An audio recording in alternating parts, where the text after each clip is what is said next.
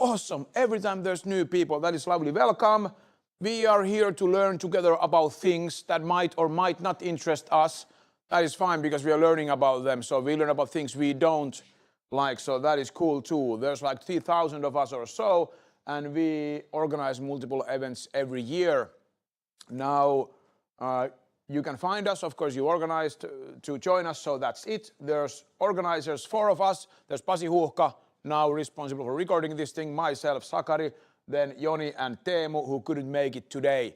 But if you come and join us, feel free to come to talk to any of us about topics you might find interesting, because then we can find speakers who could speak about that topic of your interest.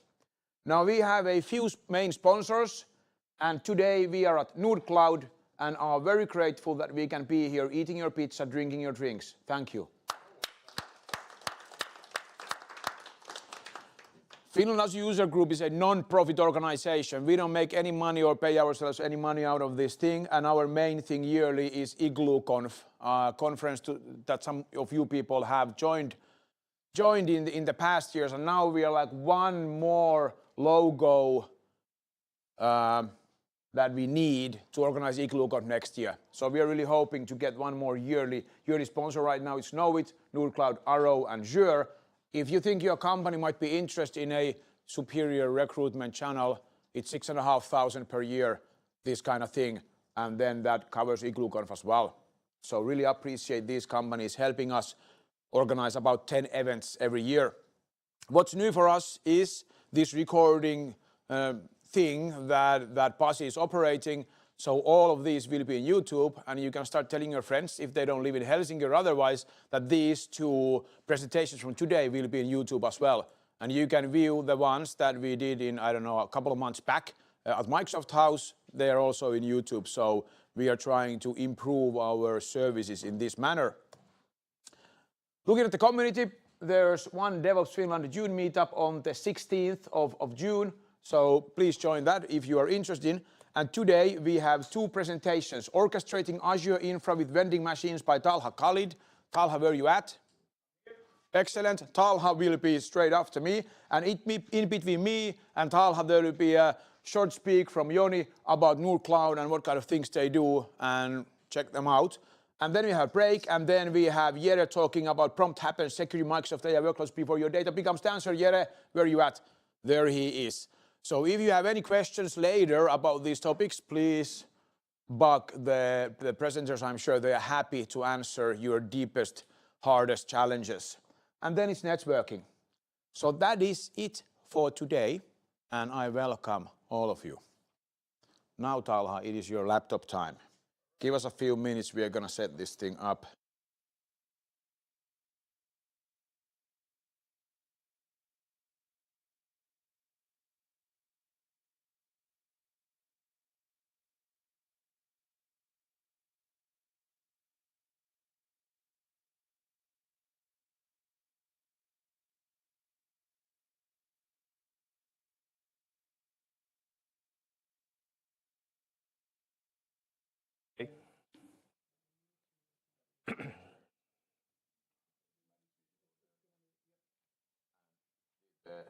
The other one. Is it visible there as well? Yeah. Okay, so all cool. Johnny, there you go. So it was easier than we thought. We checked it earlier. Okay, good. Professional. Yeah, that's nice when you have professionals in the house. Yeah, not us. Yeah. So welcome everyone.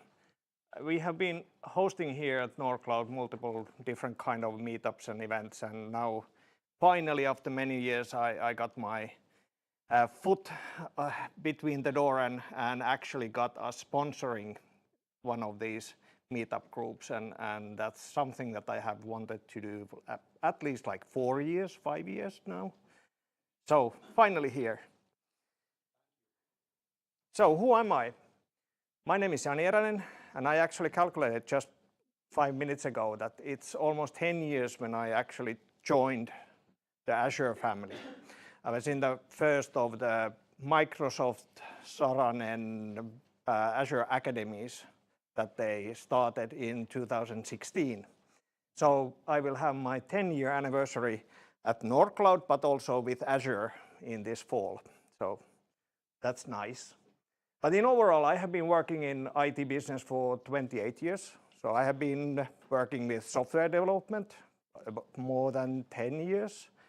And between there, everything that I did pretty much everything from hardware, like designing hardware, building low-level applications to distributed internet applications, sharing music with the companies. And also some steps into the dark side. So I worked with SAP for 4 years, being as a technical consultant there. That was a totally different thing. A lot of SQL, mining the processes, etc. But everything in there finally come into this long-lasting, the longest-lasting career in public cloud, where everything that I doubled on in the years before, I have pretty much touched almost everything now in the last 10 years here at Nordcloud.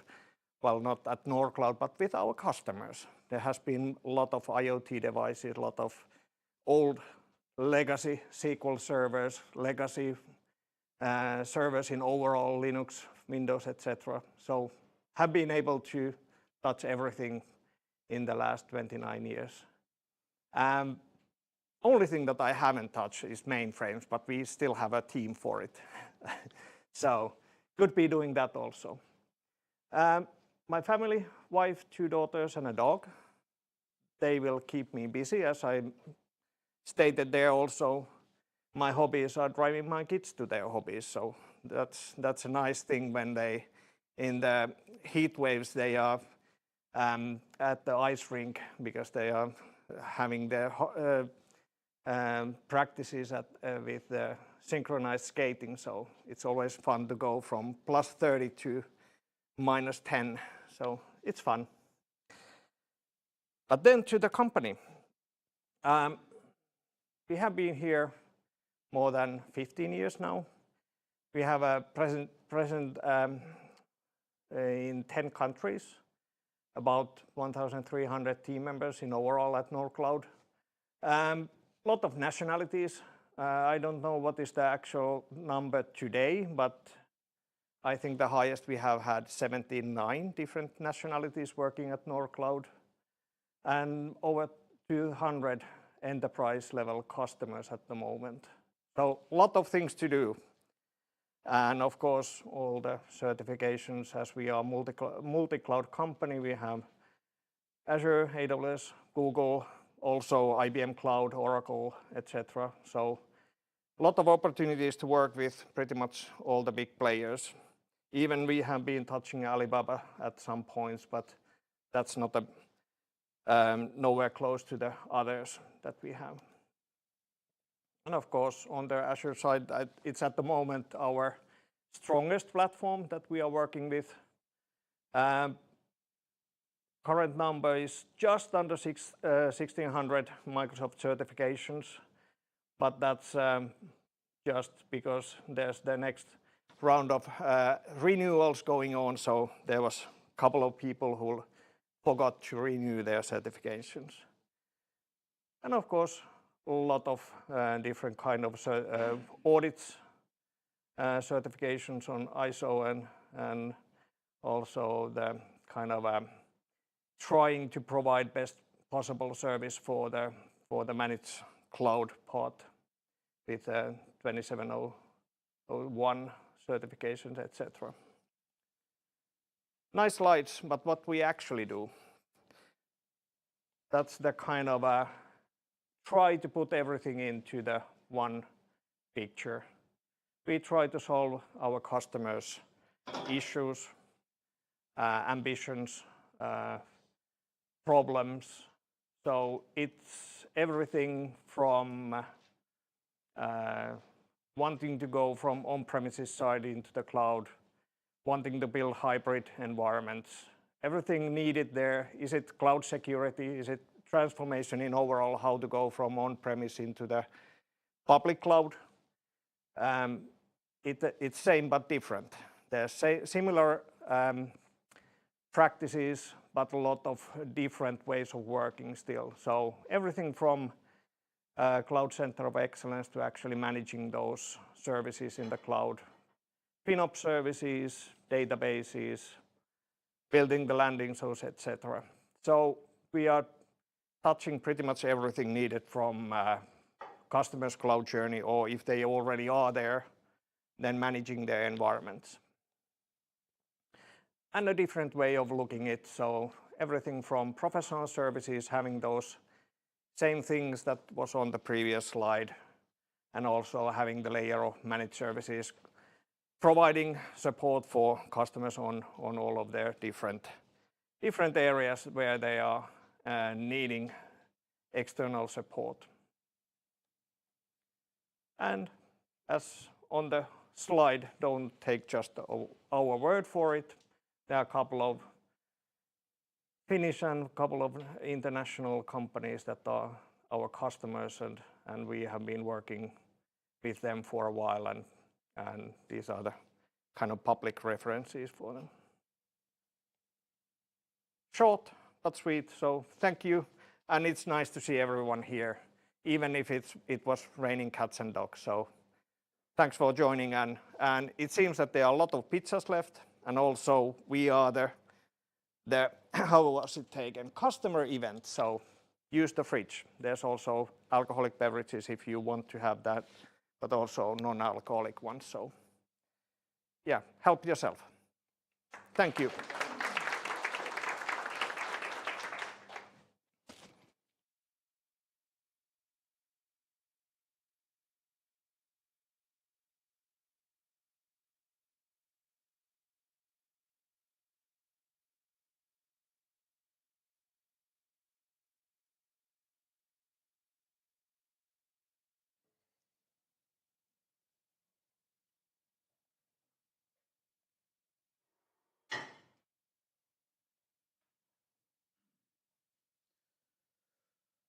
All right.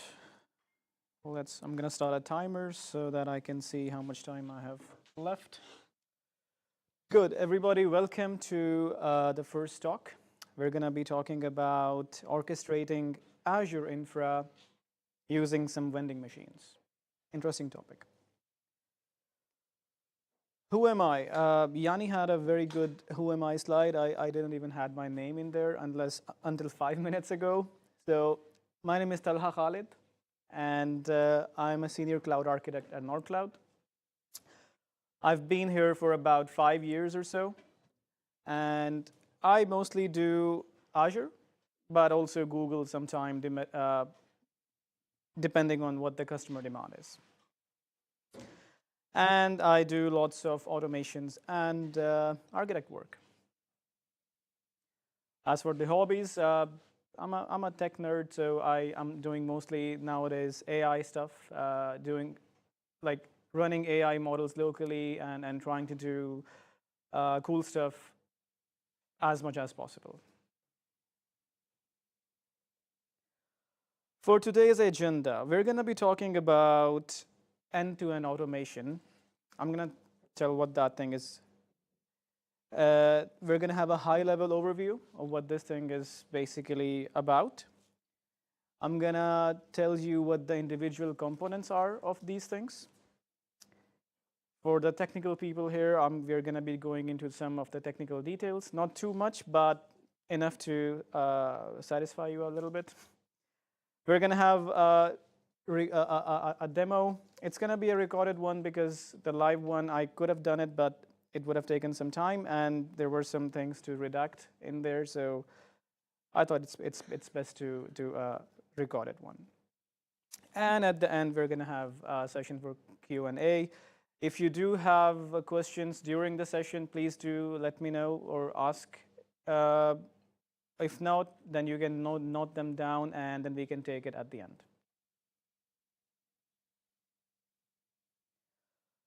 So let's start with the death of agility. Interesting title. And why the vending machines? So when you're talking about enterprises or big companies, then infrastructure shouldn't be like a 2-week conversation. in large organizations, how things get done or things get delivered is that people create tickets.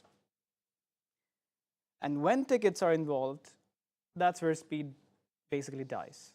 Because then you have a whole process of approvals and then people taking care of the tickets, and then there's a backlog and all that stuff. So if it's taking 10 days for somebody to get a resource, people are going to find ways around it. And that kills the whole purpose of having governance and speed, and the whole thing is just a big mess. So the shift is that we shift the focus from manual to strategic delivery. The vending machine model. So imagine a gourmet chef, right? It's very nice to have a gourmet chef. The chef can make you handcrafted stuff. It's nice, but try scaling that thing. A gourmet chef is good for having, like, serving 10 customers, and that's fine. But if you give 1,000 customers or clients to a gourmet chef, it's going to be very hard to manage. But yeah, maybe the guy can do it, but there's going to be some time. Instead of getting your food in an hour, you're going to be waiting maybe 2 weeks or 3 weeks for that. The vending machine, on the other hand, yes, it's predictable. Like, this thing can be scaled. It doesn't matter you have 10 people using it, or 1,000 people using it, or 100,000 people using it. If it's functioning, if it's working, it delivers the exact same output that you want it to deliver. You get 24/7 self-service. You have 0 configuration drift and all that thing that you can read on the slide. So it's better in this way. So what I am really talking about here? What does this end-to-end automation mean? It's basically a standardized way of delivering cloud resources to customers. And please note that I've bolded the standardized word here, and I'm going to tell what that thing is about. So the way it works is that the customers, they fill out a form, and within an hour or so, they get their resource. And what we've done is that we have these kind of automations for both Azure and Google, the customer that we developed these for. On Azure, we are delivering this stuff, like these kind of things. On the infrastructure side, we've got resource groups, key vaults, DevOps projects. Then we've got VMs and storage accounts, and then logic apps and function apps on the application services side. And quite many more stuff also on the Google side.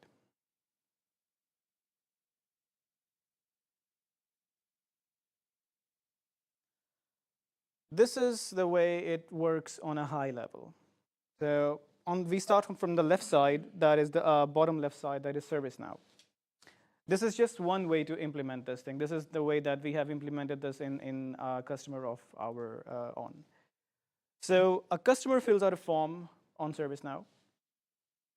Their manager approves it. Once that is done, there is an integration between the ServiceNow and our Jira via OneIO. From there, we have an orchestrator that is continuously monitoring the Jira, and it knows which tickets to monitor and which pipelines to trigger. Its job is to see what's coming in and then trigger the correct Azure DevOps pipeline based on the incoming ticket. And it doesn't stop there. It keeps on monitoring the status of the ticket. And as soon as the thing has been deployed, it reports back to the customer that, hey, your resource has been deployed. These are the things that you can do to start using it. You have the permissions, you have everything. Everything is there within an hour or so. Now, before, if you start doing this manually, yeah, one request, two requests, three requests, it's fine. If you get more than that, you're gonna need some more hands to take care of this stuff. I'm gonna now show you how the form on ServiceNow looks like. This is the thing that the customer sees. In here, you can see many different, like each of these block, the square, it's a form in itself. And the customer can request a new function app, a logic app, a resource group, a virtual machine, a storage account, or whatever they want.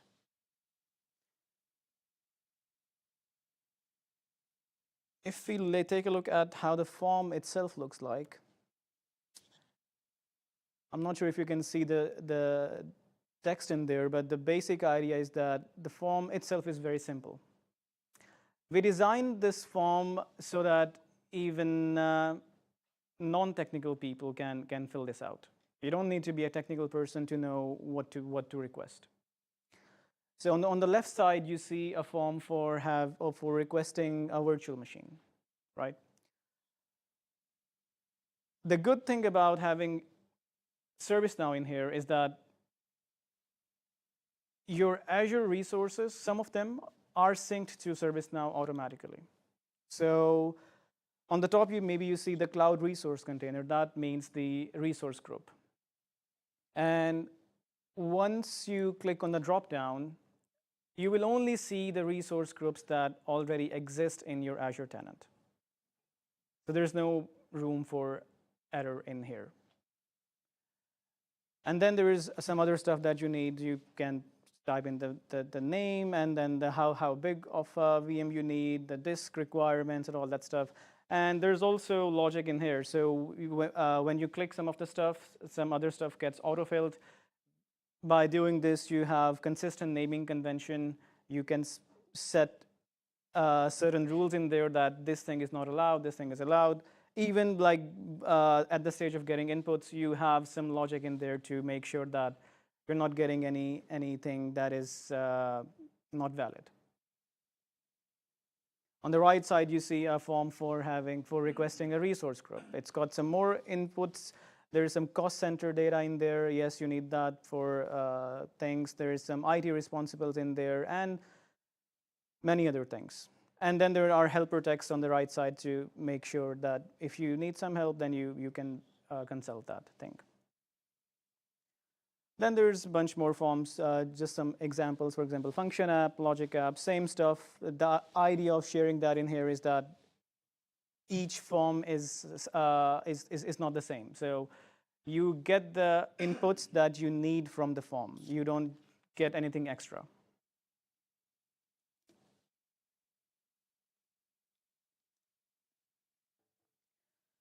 The next thing in our automation flow is going to be Jira.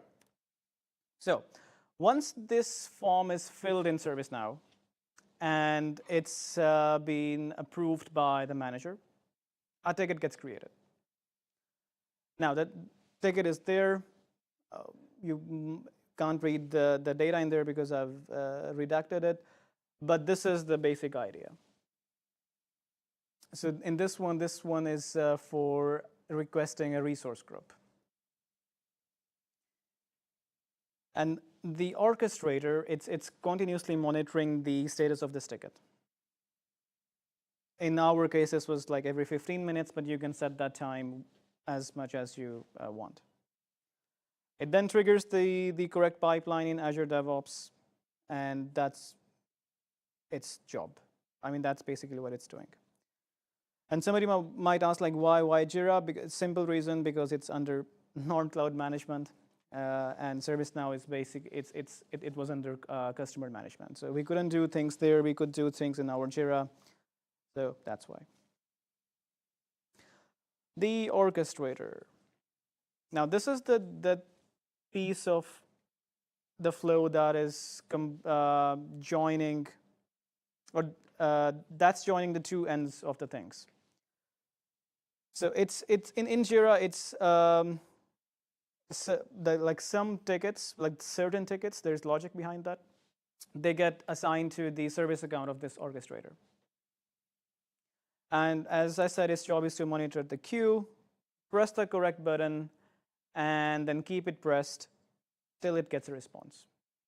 Imagine it's just like a button, it's just like pressing it, and then it's like pressed it until it gets like a shock or something that, okay, you can now let go.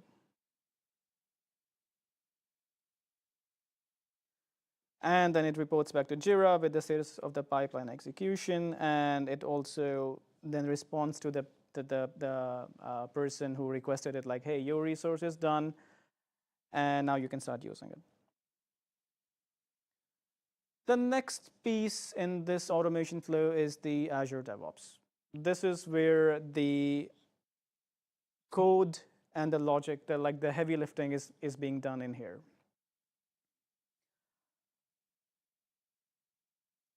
Each resource is deployed by completion of 2 pipelines. On the right, if you take a look at the folder function app automation, ignore the word supermeister, that's like an internal name or the old name for the orchestrator, but the function app automation. So what the orchestrator does is that it triggers the parse pipeline. And once that is complete, the other pipeline is automatically triggered. I'm going to tell you what this parse pipeline is in a moment.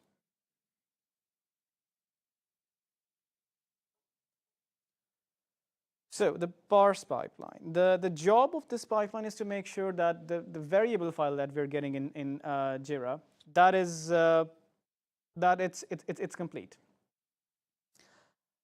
Unfortunately, we can't get all the variables that we need from ServiceNow, because it itself takes the entries from CMDB.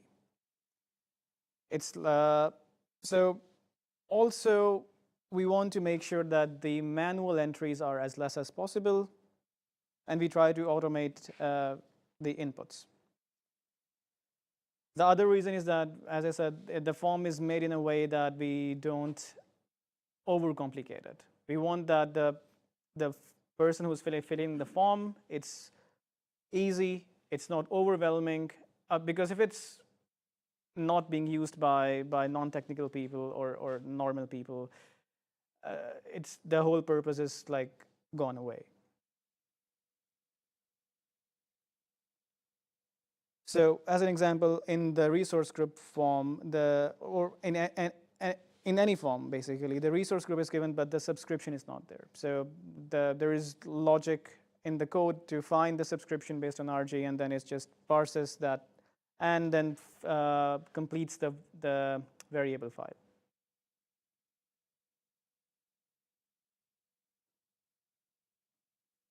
And somebody might ask, like, why the subscription is not there? Because, as I said, it's the person who's ordering the resource, maybe they're not aware of it.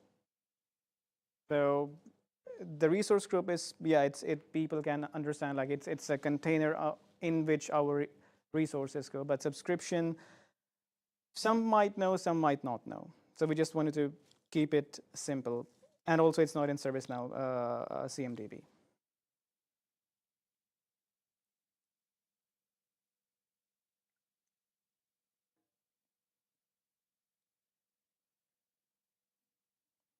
Okay. Now, I was talking about the variable file, the var file, right? So let's take a look at what that is about.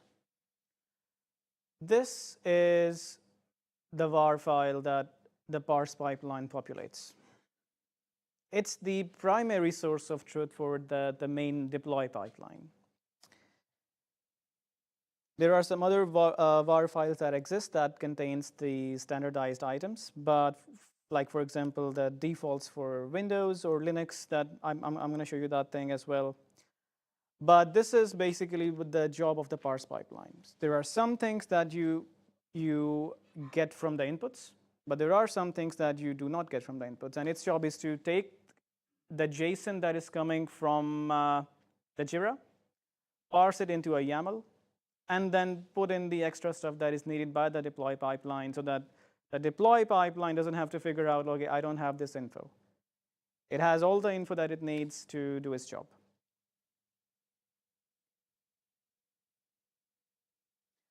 And the sensitive secrets, they are always stored in key vaults. They're retrieved at runtime by the pipeline. So that is also there.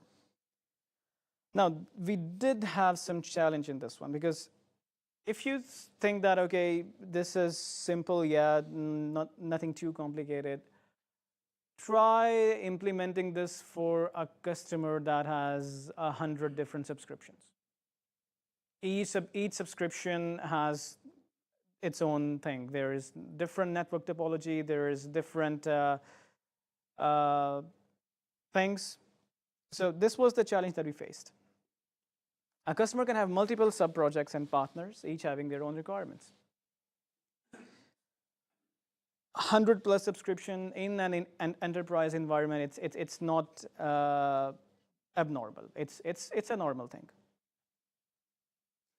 And then each can have their own set of variables, DevOps service connections, VNets, RSVs, and etc. and etc.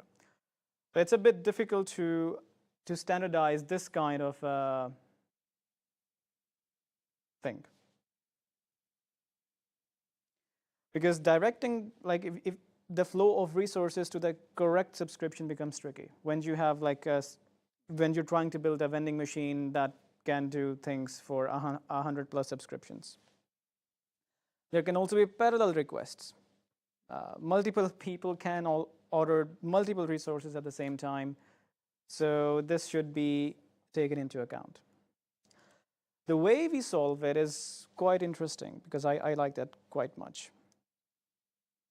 It might not sound too complicated, or I think the beauty of this is in its simplification. We just use specific naming conventions and environment variables. And the reason we were able to do that was that we managed the whole infra for them. So we controlled what the naming convention in a way that we can build back from there.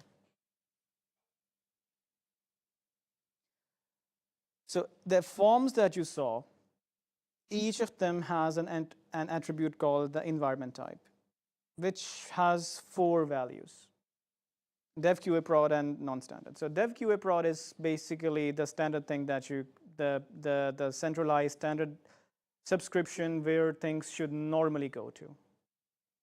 And most people order for these subscriptions: dev, QA, prod, and that's it. But if you have your own subscription and you want to deploy to your own subscription in there, then you select the non-standard, and then that's where the magic for 100+ things happen. Yeah, I just said that. And for the parallel requests, we designed it in as asynchronous spawning agents that start and that start up and later follow up with the pipeline's execution. Now, so I had to hide some stuff. I think it's still visible.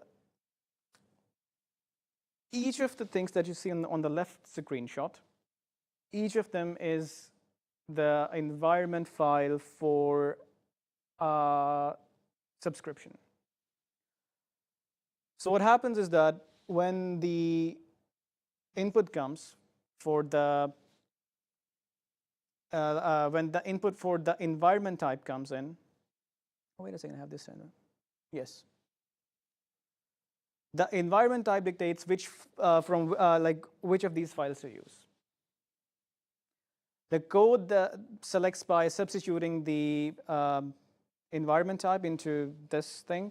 So all of this thing, this is very standardized. The thing in here is going to be standardized. The thing at the end is standardized. Only the thing in the middle, that is the environment type, that is different. So by doing this thing, we can put in the specific things for that subscription into that file. And based on the environment type that's coming in, we can substitute that and then make the code use that file, which is for that environment type. Each of the file looks something like this. So we've got the subscription ID and then the DevOps service connection name, VNet, VNet address, VNet resource group, RSV name and stuff. So if the environment type is correct, it's going to take that environment variable file and it's going to use that one to deploy the resources. Now, let's take a look at some of the examples. This is a pipeline for deploying a resource group. Now, if you do it via portal, it's very simple. You just do a bunch of buttons, that's fine. But what if the requirement is that, okay, you need to create also AD groups for the resource group? And what if you want to put some governance in there? So you need to put in some RBAC permissions in there. You need to have certain NSGs in there, network security groups, with certain rules that are by default should be there for every single NSG that there is in the environment. So this is basically what the pipeline does. Similarly with the VM pipeline, deploy the VM and then make sure that everything else is in there. So there's backups in place, and then there is, yeah, this is a very simple one actually. Depending on, so the same pipeline can deploy Windows, Red Hat, or SUSE Linux VMs all at the same time. And again, the variable files are the important one. So there were the files that we talked about before, they were for the environments. These ones are for the standardized VMs. If you have a Windows VM, you put the things that you want in there, and every single VM that is deployed via the pipeline is going to use these things. And every single time, if you order a Windows VM or a Linux VM, you get the same thing. This was a very interesting one for me because when I was making this one, this was a bit challenging because let's talk about Logic App. So the Logic App in itself is being deployed at the very end, like far end there. So the second last one is the one that is saying deploy Logic App. Everything that's happening before, it's the thing that needs to be there for the Logic App to be deployed in the way that we want it to be deployed. It needs a storage account. Yes, so you create one storage account, but then there is governance in place for storage account as well. So a storage account shouldn't have any public access. It should always have private endpoints. And if you have a specific network topology in the environment, so then the private endpoint should be having a DNS configuration in the hub VNet, and the pipeline does all of that. Similarly with key vaults. So key vaults, again, it gets deployed. It's allowed access from certain IPs, and by default, everything else is denied. Then the app service plan, because a Logic App to be there, for a standard Logic App to be there, you need an app service plan, and you deploy that first. And then to have the Logic App VNet integrated, that is another requirement. You need to have a delegated subnet, not a normal subnet. So in order to have a delegated subnet, you need to first have the CIDR that is available. All of that stuff is happening before that thing is deployed. And once these requirements are set in, everything that is deployed afterwards follows the same requirement.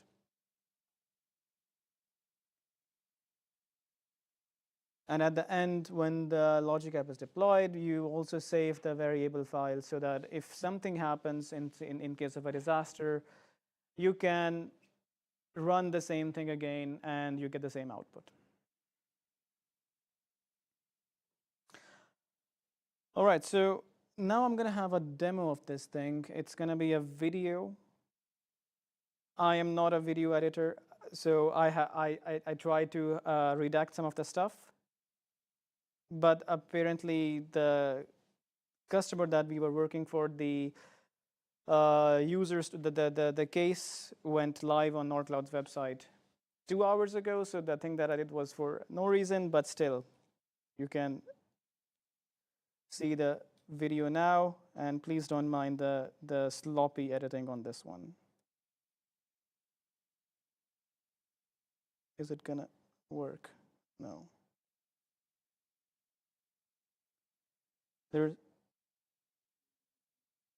It's very, can we increase the sound somehow?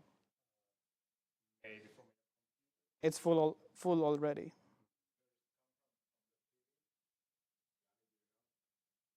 No. Let me try this. There are 2 remotes.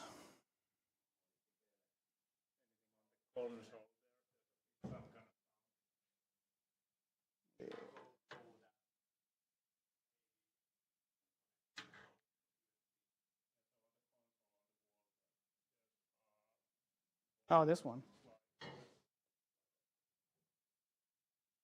Okay, if I, yeah, I did.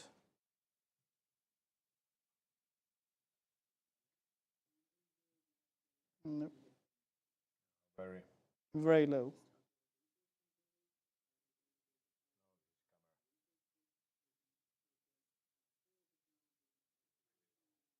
Very, very low.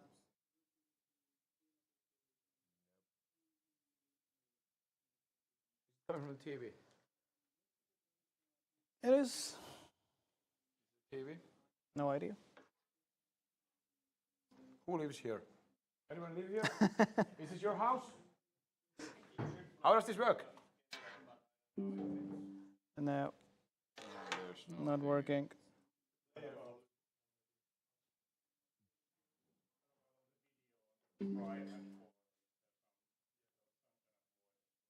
Here?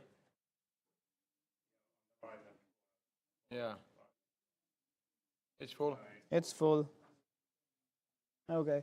Then you just see the video without the audio, and then you can just get the idea. Maybe you can start from the beginning and kind of tell what you're doing. Did you do the video? Yeah, this is the video that. Excellent. Just. All right. Ad lib. Aha. Okay. All right. So I'm gonna then maybe quickly go through the video. So this is the form that I showed you in the picture before. So.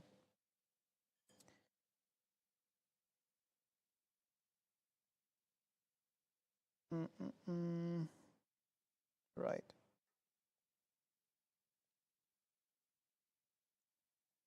Yes. So here I'm talking about how many different kinds of forms there are, and here I'm giving the example of the logic app.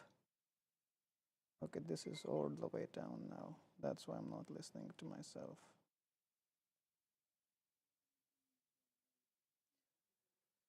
Yes, so this is what the customer sees. You enter the resource container name. I'm not going to click that because it's going to show some data, but basically all the resource groups that exist in the tenant, they are going to be here. And then this is the environment type. I think this, for me, this is the most important thing. If I'm developing a solution for a new resource, the environment type, I'm mostly interested in that thing, and then I tell, okay, I need this and this and this. But the environment type, that is the most important one. For in this case, you will need to enter the logic app name. You need to enter the user assigned identity, and then you need to select if you want a consumption or a standard one. And based on what you select, the form changes as well. So I think I'm going to show you that in a while.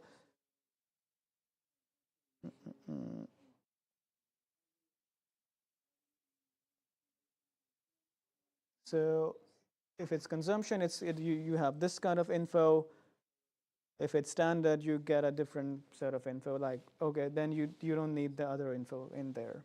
Do you need a key vault? Yes or no? You can select that, and if yes, you need to put in the name of that. You need a storage. For standard, you definitely need one. Otherwise, standard logic apps don't work without storage of their own. So you need that as well. And yeah. The good thing about doing it in this way is that one challenge that we faced was that with logic apps, for example, customer wants a standard logic app, but they also want to access it like outside their network. And we had a very much challenge in that one because the network topology doesn't, or the governance that we put in place did not allow that. But the things that we did here, we standardized the things in a way that eventually you were able to do it in a proper manner. I'm going to continue with the demo. So this was the form, and here comes my sloppy editing. But this is how the ticket gets created in there. That is the service account that takes over, that is monitoring the ticket.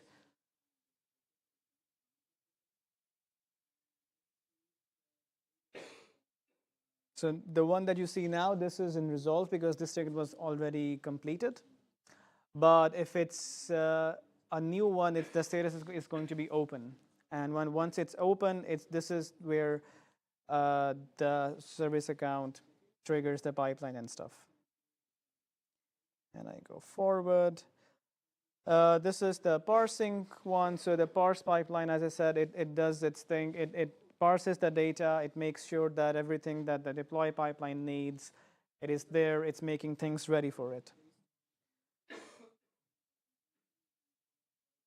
And in this particular case, there are two deploy pipelines for standard and consumption. And the standard one we're going to take a look at now. So it's, again, doing a bunch of stuff here. Storage account, app service plan, and subnet magic. This is basically where you see, OK, which CIDR is available. It's setting the network rules to allow the logic app to reach the storage account, because the storage account itself is not publicly accessible. It needs a private endpoint. So it's setting network rules to allow the logic app to be able to talk back to the storage account. Then the route tables as well, and the NSG, we have a standard set of NSGs that go in there so that the standardized or agreed upon the rules are everywhere. Right, and in the end, so before that, you're doing managed identity work, because each logic app, the standard one, they also need their own user-assigned identity. That is also delivered. And after that, some outbound internet connectivity, so that if you need to have that as well. So it's starting from here, from the user's perspective, and it's going back to the user in an hour or so. If you were to do this manually, it would take, for one ticket, maybe 2 hours or so. And for more than one, you need more hands to do that.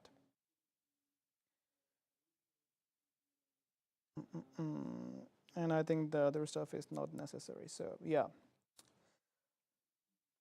that's pretty much it. We are at a decent time. If you have any questions, please let me know. If you want to connect on LinkedIn, do please that as well. But yeah. Any questions? Yes.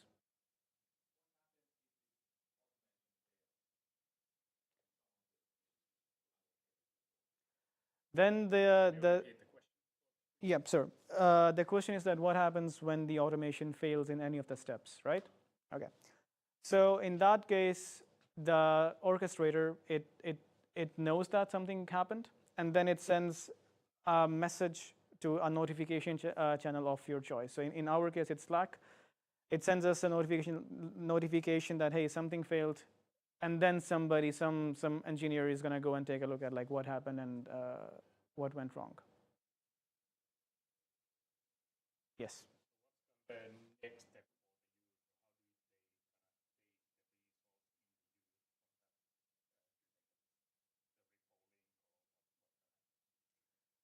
So if the resource, when it's deployed to the user, it's fully usable. So for example, let's take a resource group. Okay, resource group is not something that you can use. It's a container. A virtual machine, right? So a virtual machine gets deployed. You can just use it. You already have access to it. You have the RBAC. So when the resource group gets created, with that, an AD group gets created as well, based on the input in the form.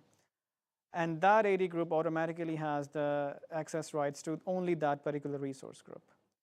And if you are in that if you're in that AD group, you can start using the VM, but like whenever it's deployed. So within an hour, you have it, and that VM has all the security things already in there. No public IP and some agents installed as well, or Cortex or whatever you need. It's there. So it's usable in an hour or so. Yes, we do have. We have specific pipelines. Even in the ServiceNow catalog, there is one for decommission VM. So you open that form, you say, okay, this VM is no longer needed, and you delete it. And the good thing about doing it this way is that it leaves a trail. So if somebody wants a week later says, where is my VM? So then you can point to the ticket that, hey, somebody said to delete this thing and it got deleted.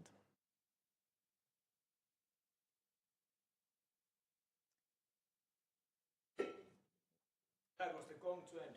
Thank you. All right, thank you. Thank you, Talha. We have half an hour break.